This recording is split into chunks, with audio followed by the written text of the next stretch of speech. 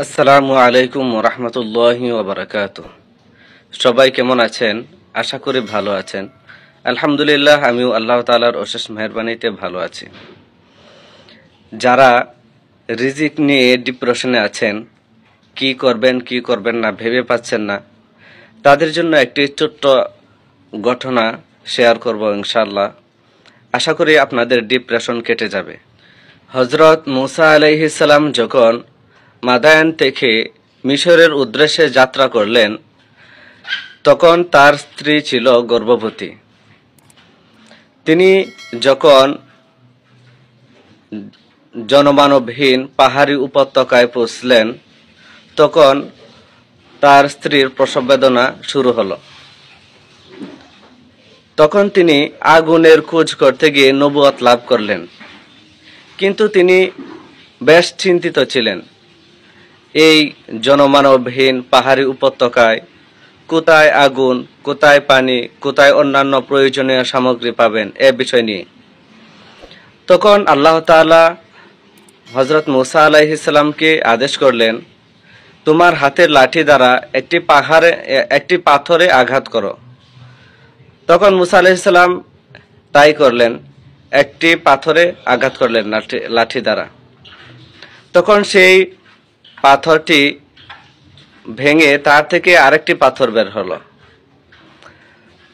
তখন ওই দ্বিতীয় পাথরটিতেও আঘাত করলেন। দ্বিতীয় পাথরটি ভেঙে তার থেকেও আরেকটি পাথর বের হলো। তৃতীয় আরেকটি পাথর বের হলো। তৃতীয় পাথরটিতে যখন আঘাত করলেন, তখন সেটি ভেঙে চূর্ণ বিচূর্ণ হয়ে গেল এবং তার মাঝখান থেকে একটি কীট বের হলো। যেই কীটের মুখে বালুকণা সাদৃশ্য একটি খাদ্যকণা ছিল। তখন আল্লাহ তাআলা মুসা আলাইহিস সালাম এবং ওই কীটের মধ্যকার আবরণ তুলে দিলেন।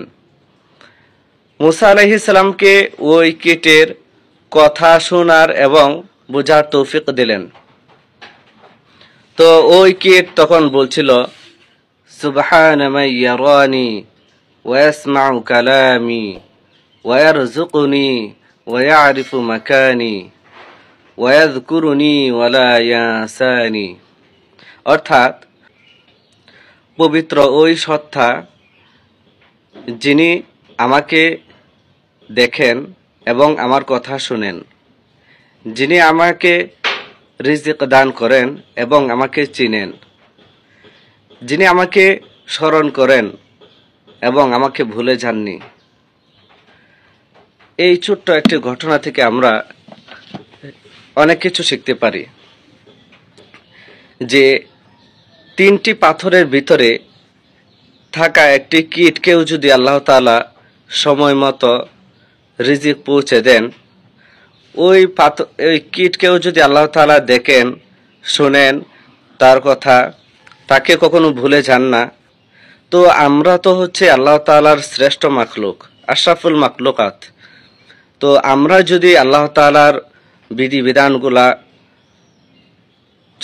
পরিপূর্ণভাবে মেনে চলি, আল্লাহ তাআলার আদেশগুলা পালন করি, নিষেধগুলা থেকে বিরত থাকি, আল্লাহ তাআলা আমাদেরকে অবশ্যই যথাসময় যতটুকু প্রয়োজন সেই অনুপাতে আমাদেরকে রিজিক দান করবেন। একটা কীটকে যদি আল্লাহ তাআলা সময় মতো প্রয়োজন অনুযায়ী রিজিক দেন, আল্লাহ তাআলা আমাদেরকে অবশ্যই রিজিক দিবেন। তো অতিরিক্ত ডিপ্রেশন না করে, অতিরিক্ত চিন্তা ভাবনা না করে আল্লাহ তাআলার বিধিবিধানগুলো মেনে চলুন। ইসলামের পরিপূর্ণ ছায়াতলে প্রবেশ করুন। ইনশাআল্লাহ আল্লাহ তাআলা আপনার অবস্থার উন্নতি করবেন।